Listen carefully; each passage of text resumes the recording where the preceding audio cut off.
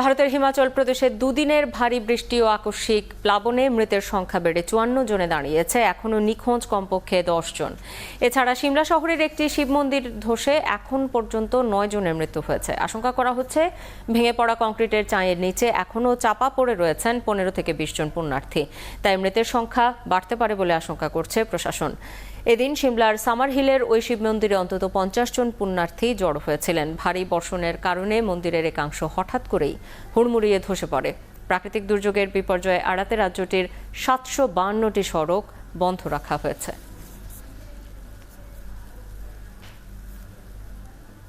চাকা সুপার হোয়াইটের 2-in-1 সমাধান, কঠিন দাগ দূর, সাদা ভরপুর।